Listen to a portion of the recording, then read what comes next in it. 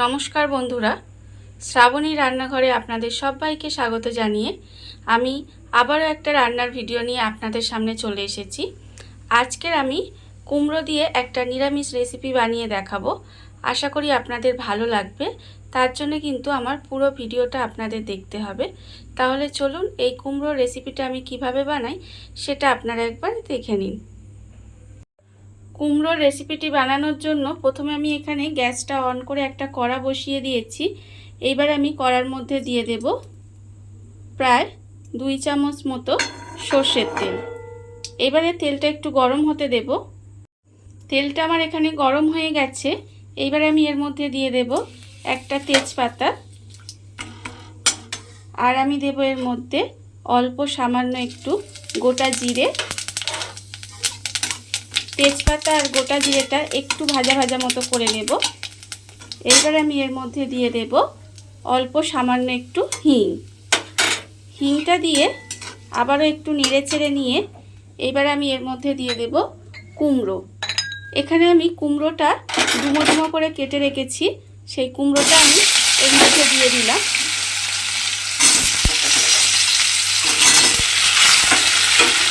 কুমড়োটা দিয়ে এবারে একটু আমি ভেজে নেব।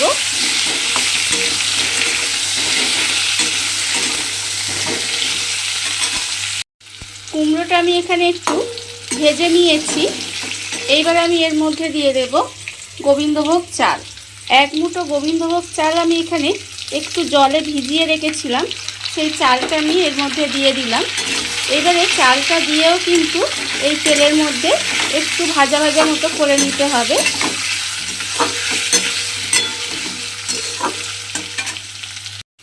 গোবিন্দভোগ চালটা তেলের মধ্যে দিয়ে একটু ভাজা ভাজা মতো করে নিয়েছি।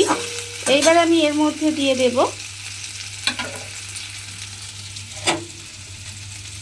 আন্দাজ মতো নুন, আর আমি দিয়ে দেব এর মধ্যে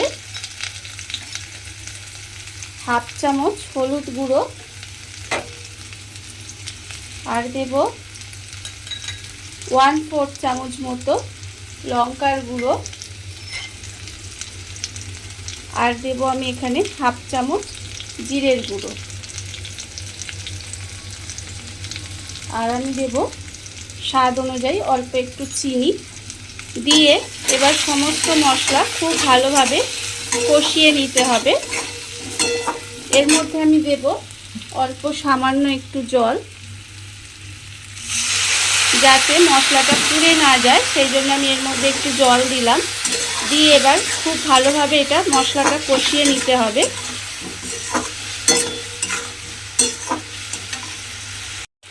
সমস্ত মশলা আমার এখানে খুব ভালোভাবে কষানো হয়ে গেছে। এইবার আমি এর মধ্যে দিয়ে দেব আদা বাটা।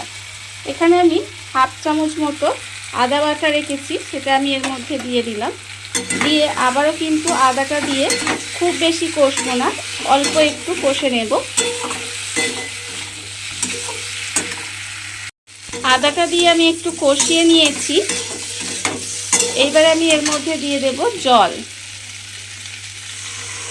এখানে আমি কিন্তু খুব বেশি জল দেব না, প্রায় 1 কাপের মতো আমি এখানে জল দিয়ে দিলাম। দিয়ে এবারে গ্যাসটাকে কমিয়ে ঢাকা দিয়ে কিছুক্ষণ এইভাবে রান্না হতে দেব, যতক্ষণ না চাল আর কুমড়োটা ভালোভাবে সেদ্ধ হয়ে যায়। ঢাকা দিয়ে আমি বেশ কিছুক্ষণ রান্না করে নিয়েছিলাম। এইবারে আমি ঢাকা খুলে আপনাদের দেখাবো। দেখুন, কুমড়ো আর চালটা কিন্তু আমার খুব ভালোভাবে সেদ্ধ হয়ে গেছে। রান্নাটা কিন্তু আমার প্রায় হয়েই এসেছে। এইবারে আমি এর মধ্যে দিয়ে দেব অল্প সামান্য একটু গরম মশলার গুঁড়ো, আর দেব আমি এর মধ্যে একটু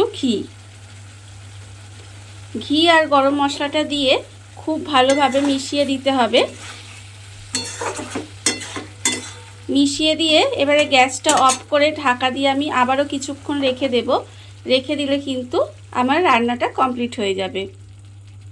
দেখুন বন্ধুরা, বাড়িতে থাকা কত অল্প উপকরণ দিয়ে কত অল্প সময় কত সুন্দর একটা কুমড়োর নিরামিষ রেসিপি তৈরি হয়ে গেছে। আপনারা দেখতেই পেলেন। এই রেসিপিটি ভালো লেগে থাকলে আপনারা যদি ফেসবুক থেকে দেখে থাকেন তাহলে পেজটি ফলো করে দেওয়ার অনুরোধ রইল।